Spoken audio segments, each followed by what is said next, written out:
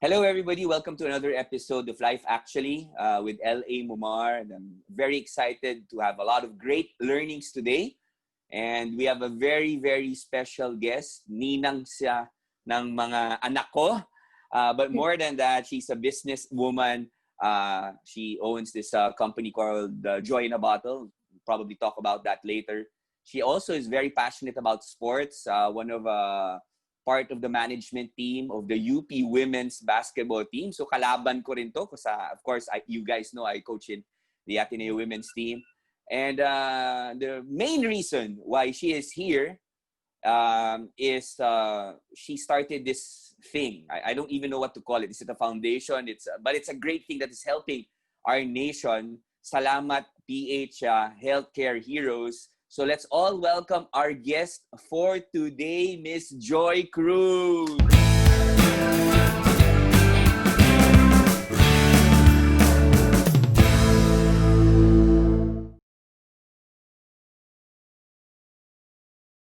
How are you, Joy? Mabuti. Medyo busy, pero ganun talaga. Sa pandemic, no, parang lahat nag-work from home, tapos ako lang, parang doon ako na busy baliktad. Tama, no? And again, thank you for just hanging out with us. Siguro, quick question. What is something that you're doing now na hindi mo masyado usually ginagawa before the lockdown? Ito, yung Salamat PH Healthcare Heroes. To answer your question before, ano siya? Diretso ko naman kaagad. Akala ko, maghahalaman ka, nagdo-drawing ka, diretso ka agad. Sige, okay, go. Wala akong ginagawang iba yun talaga. Kasi even before that, sa bahay lang naman talaga ako. My business is home-based. So, yun siguro yung kakaiba talaga na nangyari after the lockdown. So, it's not an organization. It's actually a movement. So, 7 ladies from UP, alumni. Kami yung magkakasama, very passionate about UAAP. So, okay. We're all volunteers of Nowhere to Go But Up, which is a foundation who supports varsity teams. So, iba-iba kami ng sports. And then, nagka-pandemic, nagka-lockdown, wala na UAAP. So, babalik naman sana. Ito, tinan mo yung t-shirt ko. Babalik naman. Babalik tayo sa UAAP eh. Yeah. So, babalik tayo dyan. Okay. So, incidentally, one of our friends from that group is a doctor. So, we got a glimpse of how it really was on the ground, even before the lockdown. Kasi even naman sila nag-call ng lockdown, dumadami na yung COVID cases eh. So, there was this one hospital na yung mga night shift nila, they were really surviving on crackers and 3-in-1 coffee at night. And ito yung mga ICU nurses and doctors kasi syempre sarado na yung mga establishments. And then nag-lockdown. So, we started with meals. Kasi yung mga government hospital, meron silang sariling mga kantine operated by them. But the private hospitals, usually outsourced, may mga concessionaires. So, nagsara siya lahat. So, we started with meals kasi may mga kasamahan din kami na may mga restaurant. And then, nag-evolve na lang siya kasi habang tumatagal, bigla namang nagkaroon ng lack sa PPEs. So, okay. na rin kami sa PPEs. And then not only healthcare workers, yun ding mga nasa checkpoints like AFP, PNP, MMDA, Bureau of Fire, sila din. Kasi they were also helping us. Like there was a time that lalo na nung nag-ECQ na, syempre hindi naman kami pwedeng mag-deliver ng food. Wala ring mga Grab and Lala Move before. So, it was AFP who helped us deliver the meals to the hospitals. And then as the month went by, ngayon naman bikes naman. Nice. And let me rewind a little bit. So what you're saying is you're a regular businesswoman who just happened to have a couple of friends who support the team, ganun ba? And then ano yun, nag-meeting. What was it like? I mean, nag-meeting kayo, parang lumambot yung puso nyo seeing what's happening, hearing things happening. How did that, can you take me to that day or that specific moment wherein you said, hey, I'm gonna start itong Salamat PH Healthcare Heroes? Ayan, meron kaming Viber group na 24/7 yan alive. Kasi marami kami doon eh.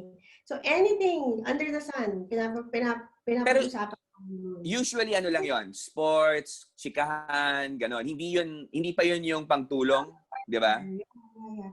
So yung group na rin kasi na yun, like if there's a varsity team who needs something, and then a coordinator would shoot that need dun sa group na yun, everyone, automatic yun, everyone acts on it. So, usual kwento, usual group, and then who came up with the idea? Kami lahat. Kasi nga parang this group, what I really appreciate about them is may puso talaga. Yung group na yun is really intended to help varsity groups. And yun nga, since may heart sila for that, automatic na siya. Parang, oh, may need. Sige, go. And to be honest, even if the UAAP is still ongoing and merong need na iba, I think it wouldn't make any difference. Talagang tutulong at tutulong rin sila. So, we didn't even start big. Parang, okay, what do we have? Okay, let's all pitch in. So, our first donors was kami-kami lang. And then, another member of the group said, oh, why don't we create a Facebook page? And then doon na siya nag-start, mag-snowball. Ang dami ng mga nakaalam. And they posted it sa Nowhere to Go But Up Facebook page. And that's how it began, to be honest. Kasi lahat ng UP alumni nag-share, nag-contribute, hanggang sa nakarating na rin outside of that circle. So it's, ano na rin, labas na rin siya ng UP. A lot of different people are also supporting this endeavor. Yes, yes.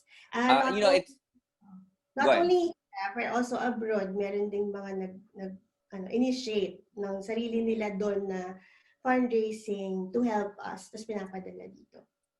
You know, it's so interesting what you said. I want to follow that up on that because, you know, I have 3 boys. Sino ba inaanak mo sa mga anak ko? So, syempre, unang-una. Yung una, okay. Malakas ka kay Macy. But, parang we were trying to tell them to help. And I remember one of the conversations is, Dad, we don't have a lot of money. And then hearing you say this na it started small or any small thing will help. A lot of people kasi sasabihin nila, hindi naman kami kasing yaman ng isang, you know, whoever. Pero, paano mo nakuha yung ganun klaseng kind of thinking? Did you get it from your mom? Did you get it from your dad? Did you get it from UP? Saan mo nakuha yung ganung klaseng tutulong? Because a lot of people, unfortunately, and hopefully after this podcast, magising tayo lahat, no? Pero are apathetic in a sense, no? Now nakikita natin a lot are more donating more, but a lot of people are apathetic and hopefully this will help them. Tatlo yung sinabi mo, di ba? My dad, my mom, and UP. And I think lahat yun nakakontribute talaga eh. Kasi we all know that my mom, basically she lived half or more than half of her life serving sa government, sa MNDA. Yes. Like, lahat ng mga calamities or disaster response, siya lagi yung una. So, pag bumabagyo, si Macy niloloko niya na ako lagi kasi pag bumabagyo or may disaster, walang pasok, lahat ng mga classmates na sa bahay, pinagluluto sila ng mommy nila, ganyan. Sabi ni Macy, di bale bakit yung mommy ba nila kaya tayo ng flyover? Totoo naman. So, pero like, nakita mo si tita, by the way, the mom of si Joy, she's Miss Cora Cruz, assistant general manager, no, for MMDA before. So yes, that's right. But nakita ko how they operate. So part of that disaster management side, medyo natutunan ko talaga sa kanya. I guess my dad also, my dad will always teach us by example when it comes to generosity. My papa, maraming times na hindi namin alam. Marami siyang mga natutulungan pero hindi na namin siya alam kasi hindi naman niya sinasabi. But sometimes malalaman lang namin kasi biglang sasabihin na, oh, we would like to acknowledge ganyan because he donated this and this. Tapos may isip namin, oh, kaya pala nawalan tayo ng kotse. Yung mga ganon. Okay. Kasi niya tapos parang Yung sabi sa namin, ano, pagsabi nga kay daddy mo, sa Ortigas ako nakatira, para lang yung kotse, baka gusto niya, diretso na dito, ha? Papa isang architect. So, hindi naman all the time. Ang architect kasi hindi naman siya regular every month may kinikita di ba? So, there are times, kunyari may needs sa church, like church building, ganyan. And he would feel na kinausap siya na parang natag yung heart niya na magbigay, pero wala pa. You'll pray about it. And then, pag sinabing, oh, sige, benta mo to, ganyan. Okay. That Yeah, makes sense. it doesn't mean if it's little or much, pero yung it's more of, sabi niya sa amin, pag nagbigay ka at may konting sakit, dun ka parang nagbibigay talaga. Kasi Wow, otherwise, nice. comfortable ka, sige lang, ganyan. So, matitest talaga kung gaano ka, yung sincere yung heart mo kapag you're giving really more, parang ganon. And then sa UP, Beyond your ano. What about UP? UP, UP, how alam, UP since birth. So, yun siguro yung UP malaking beses UPIS, no? UPIS. Then kinder pa tuloy-tuloy sa college team. na I was fortunate enough to be friends talaga with people from different walks of life. So, nakaka-relate ako sa hardships. Doon na-develop na exercise yung heart muscle ko din eh. Kasi may mga classmates ako na Heart muscle. I like that. may kaya. Meron din ako mga kaklase na medyo hirap sa buhay. So, bata pa lang kami, familiar na ako sa mag-raise ng funds start ng school year to help a classmate buy uniforms, mga ganon. And it doesn't, kahit bata ka, kahit magkano yung bigay mo, or even influencing your parents na, uy, I have a classmate na ganito. Which that Wow. I really apply now. That's how it has become an advocacy just to raise awareness. Because to be honest, wala personally. Lahat naman kasi tayo ngayon, we live in very uncertain times. So maraming jobs affected. And we can't really expect everyone to donate huge amounts regularly. Kasi very uncertain eh. But what inspires me are those, I remember one story, this girl messaged me and said, I sent 100 pesos to your account. Pasensya na po, ito po yung last money sa payroll account ko. And it really, hindi ko talaga siya makalimutan. Kasi naalala ko rin yung dad ko eh. Parang hindi ko siya makalimutan. I'm sure meron siyang pamilya. I'm sure she had her own personal needs. But that last 100 pesos in her payroll account, binigay pa rin niya. Ang sabi niya, sana po kahit isang frontliner may mapakain. Wow. And yun talaga yung nag-stick sa mind ko. Hanggang ngayon hindi ko It looks like it's gonna stick in my mind as well. Just the 100 pesos. Definitely, your inaanak will hear about that story. Actually, he's gonna be watching this. But again, to everybody here, there are just so much lessons that we're learning from Joy. Just the small things, and I like your name. I like your name. It doesn't say Joy Cruz. It doesn't say UP. Cha-cha-cha. It's Salamat Philippines Healthcare Heroes. Why the name? Sinadya namin yun. Kasi gusto namin yung focus sa kanila, dun sa mga tinutulungan. Because we're not doing this for us. It really is for them. And yun nga, hindi kasi lang siya monetary or material support for them. The biggest impact, I think, is yung paano namin sila na-encourage with that. Like, if we give a meal, it's not only nourishing their physical bodies, it's reminding them that they're not alone, that someone out there is thinking about them. In fact, meron pa ako isang story, like, there was this doctor na nag-pick up siya ng, sabi ng, Doc, punta ka dito, wait, doon sa restaurant, sa Gourmet Gypsy. May pick upin ka. Tapos nung nakita niya yung box of meals and a box of PPE, umiyak siya bigla. And I was just on video. Sabi ko, Doc, ba't ka umiiyak? Hindi namin akalain na ganitong kadami yung taong gustong tumulong sa amin. So, di ba, imagine, Grabe.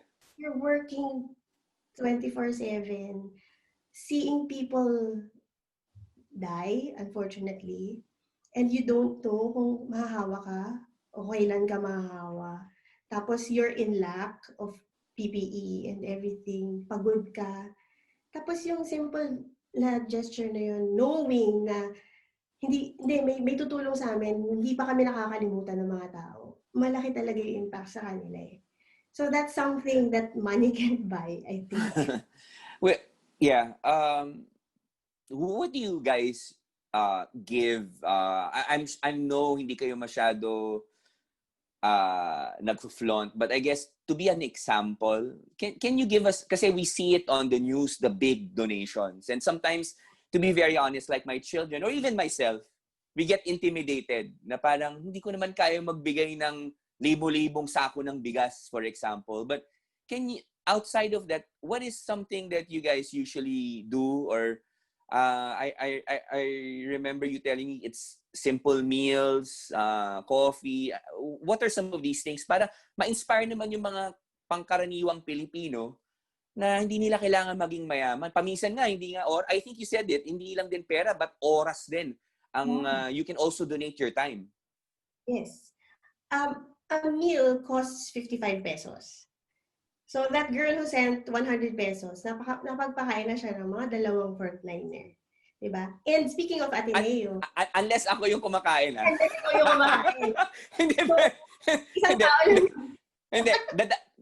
Sanay naman tayo dyan sa yung extra rice na lang eh. Diba? Siomai with extra rice. Pwede na rin. Oo. Kaya nga si Macy yung napili mo magpangasawa. Parang talagang compatible. Love you, Macy. Pumasok si Macy. Rice is life. Narinig mo ba? Kaya rin kayo friends. Kaya kayo friends. But yeah, a 55 peso Speaking of Ateneo, there was a class sa Ateneo, kasi March nag-start, di ba? So there was a class, meron silang class party dapat, and they donated the funds to buy meals. Maraming ganon, mga students. They do their own fundraising events. They bake, nagbebenta sila ng merchandise, and meron pang isa na yung old clothes niya, gumawa siya ng carousel account. Tapos lahat ng proceeds, dideposit niya. And yun nga, sabi mo yung time. Kasi, of course, a lot of people, I realize this, a lot of people want to help, but they don't know how. Natatakot sila. Yes. Diba? Okay, so sorry, I have to butt in. Can you use this time to help us? Kasi I think yan din yung yan yung nagiging challenge eh. Yung sinabi mo eksakto. I think with the pandemic, yung puso naman ng mga Pilipino, yes, paminsan naging apathetic, pero I think na, I guess God is doing something sa puso natin. How can we help? I mean, how do you practically help kung hindi ka masyado mayaman? Like, di ba, parang you can give 100. How do you do that? I mean, I'm sure there are many ways, but at least for you, when the people who are listening to us, how can they help? We have a Facebook page, Salamat PH Healthcare Heroes. You can start by sharing that. We post our updates there. that's also our accountability to our donors para they can see where their donations go. Some of Okay. our donors, some of those who actually helped us would look for donors. So that's another thing, another way that you can help. Maybe you know O kung kahit someone. kapag medyo wala kang pera, maghahanap ka ng meron. Parang ganon. Kung ikaw, kunyari, magkakilala tayo, di ba? O parang, guys, if you want to help, I know these people. Kasi, and you can, kung baga gina-guarantee mo na that we are a legitimate group. In fact, you can even show our DSWD permit. So, Yes. um, So ano all of siya? the details, Joy, basically what you're saying is all the details are there. Yes, It's legit. yes. And are the needs there? Are the Um, needs there? the needs, change kasi every day. Um, Okay. So what's good about our group is because we have an access through yung doctor namin na friend, si Doc Ivy, we get to verify what the current needs are and which hospital needs it most. So So, the do you have focus? I mean, I'm sure you're trying to help everybody, but I think with this limited resources natin, are you targeting? Can you kind of share specific um, area. places or institutions that you help, and what did you do for them? Maybe I'm sure marami yan, but maybe can you give 3 or 4 examples?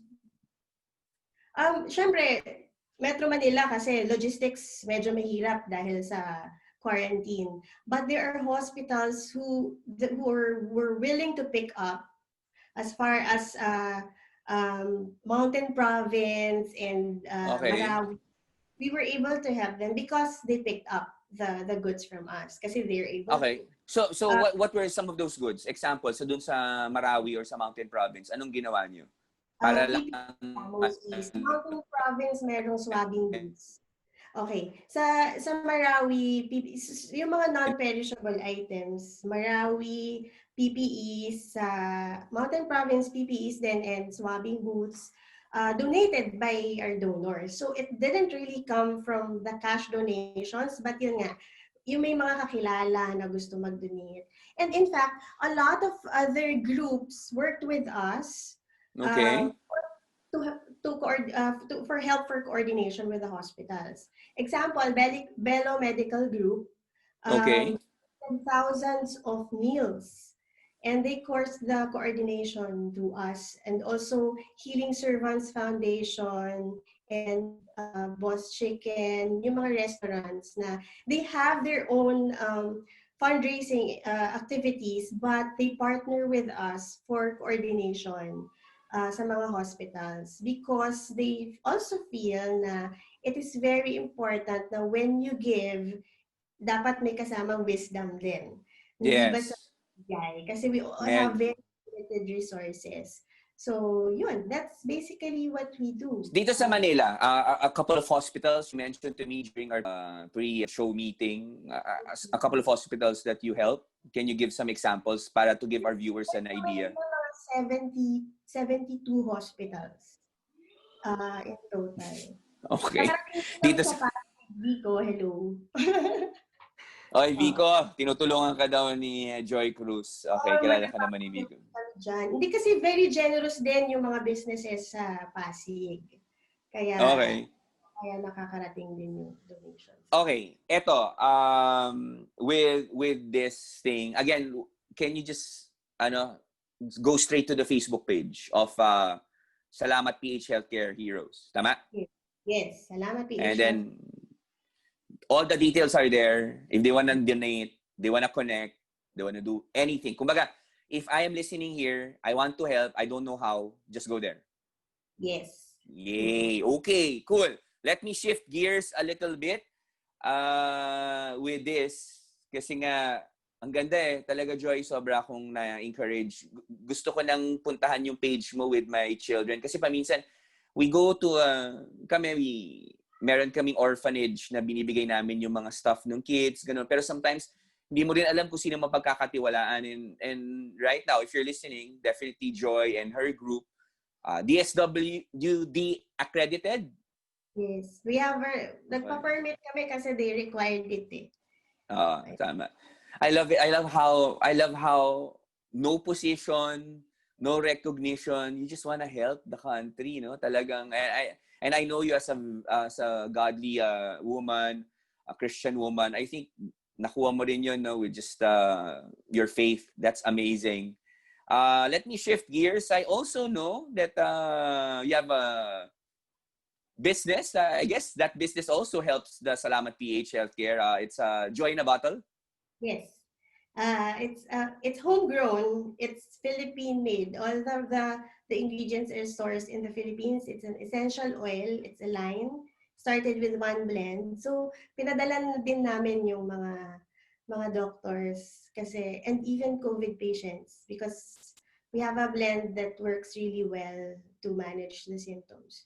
So yeah, it's a small business, but it's Okay. too. Nice. Great. Congratulations with that. I think you sent us some samples. I think Macy and the boys used it. Hindi ko nagamit eh. Baka naubos na. But anyway, si Macy yata gumagamit. But okay. Eto. Meron akong quick game. Is that okay, Miss Joy Cruz? May games. Oo. Kasi medyo serious tayo. Kasi syempre, yung pandemya. Tapos, yan nga, yung Salamat PH Healthcare Heroes, giving food, giving basically anything, no? So, medyo serious. So, medyo shift gears muna natin. Is that okay? Are you ready to play our Take Me to the Top game? Nakabahan ako Game. Oy, by the way, si Joy magaling kumanta yan. Naka-attend na ako ng concert niyan before. Okay. So, Take Me to the Top. Magbibigay lang ako ng quick words or phrases, and I just want you to share your thoughts in a word or a phrase. Is that okay? Okay, Tito Boy. I have the bald look, no? Pero not the glasses. Okay, simulan natin. Take Me to the Top with Miss Joy Cruz of Salamat PH Healthcare Heroes. First thing, take me to the top when I say the word UP. UP5! UP5. 83, 85, 86. Parang feeling ko, uy, wag mo ako babatuhin pag magkalaban tayo. Baka murang-murahin mo ako dyan, ha? Magkalaban tayo dyan. Oo. Kahit dalhin mo babol. Kaya ko ito bitin. Pagka-manager mo. Okay, next. When I say ulam. Macy. Ang birang patis. Naisip ko lagi yung asawa mo kasi yan yung mga lagi na yung pinag-uusapan. Akala mo ba meaningful yung text messages namin? Alam ko naman na yun lang ang pinag-uusapan nyo at least 90% of the time. Ito, dessert. Crinkles. Talagang nandun tayo, nagpaparinig. Sige, don't worry. What about when I say service, paglilingkod? Sincerity. Okay. And your mom was an example of that, definitely. And I think you're following her footsteps. Eto, medyo when I say Salamat PH Healthcare Heroes. That's the greatest gift ng 2020 sa akin.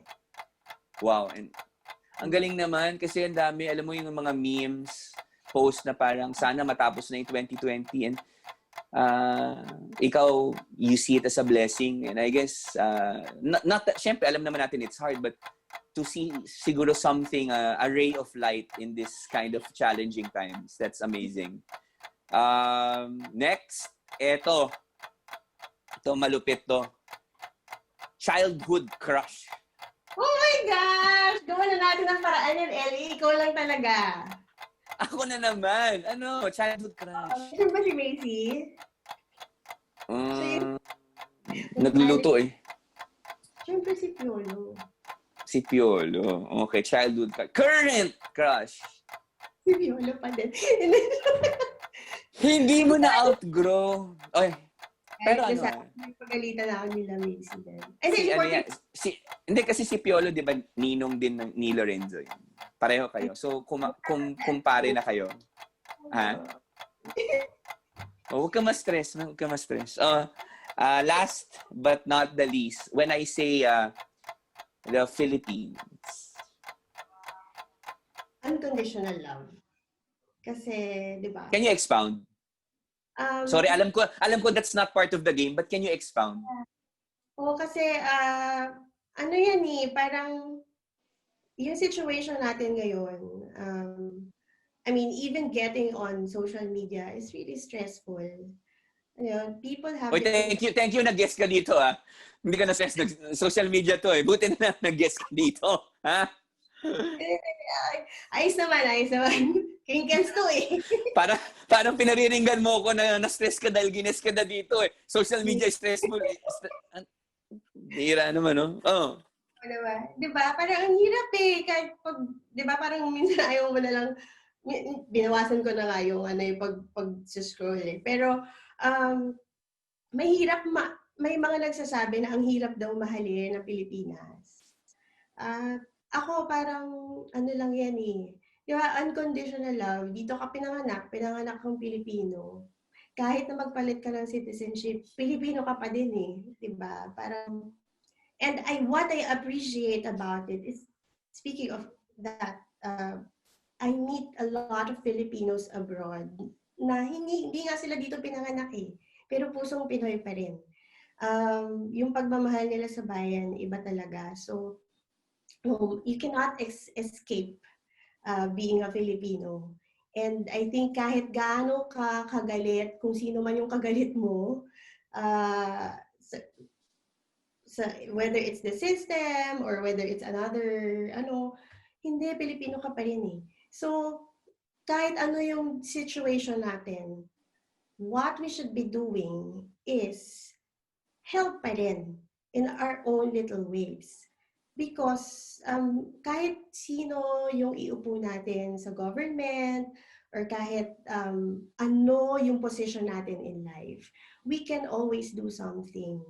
And that's not only the things that we do for ourselves. We do not know this, but it really contributes to the entire community and to the nation on a larger scale. If lahat tayo ganun yung thinking, I think madami talagang magbabago. And probably that's the change that we need. Super awesome insights. I'm really inspired for your nationalism, your generosity, and again, as I mentioned, no position. Joy Cruz, no position. A simple businesswoman who just found a couple of friends, and have decided to help our country no matter what's happening. Siguro parting words as we face this challenging times. A lot of viewers here, sometimes nawawalan ng positivity, nawawalan ng faith. Maybe Joy, maybe is there anything you want to share with them before we go? Yun lang, parang walang maliit na bagay. Nothing is ever too little. In fact, yun yung pinakakailangan natin ngayon.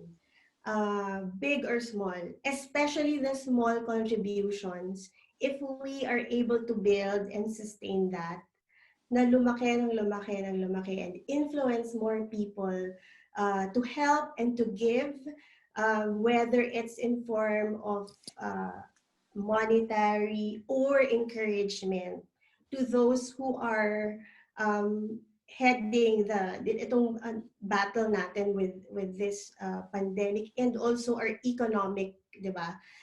We're also already sliding into recession. If we keep on working together, wala talagang maliit. Walang maliit. And yung mga little things na yun, those are the things that we really, really need right now. Lahat tayo kailangan merong something to contribute. Hindi pwedeng wala. O di ba? Ang bold ko ba? Galing, no? Do tama. Yeah, I mean, I love it. Small things make a world of difference. Talaga, we will have a part to play in beating all the challenges that we are having here as a nation and even in the world. Hey, Joy, super thankful for, I know you just partly did it for the crinkles. I know you're from UP, pero pumayag ka pa rin mag-guest dito. Magkalaban tayo sa women's basketball. And actually, sa totoo lang, Joy, kahit na anong mangyari, gusto ko na nga talaga mag-basketball din eh, no? Parang, really, but in all seriousness, thank you so much for inspiring us. Thank you for being with us. Thank you din. Thank you. Anytime. Para sa Yay. So, sponsor mo na rin yung ano, Oo Atin na naman. yung Lady Eagles. Hindi, alam mo na. Doon na tayo sa Salamat PH Healthcare Heroes. All the details will be here. Miss Joy, you'll see it somewhere in our social media accounts. And again, Joy, thank you so much for being with us. And again, that's it for another episode of Life Actually with L.A. Mumar. We had a great time with Joy Cruz. We hope that you catch us in our future episodes. God bless you. There is hope for the Philippines.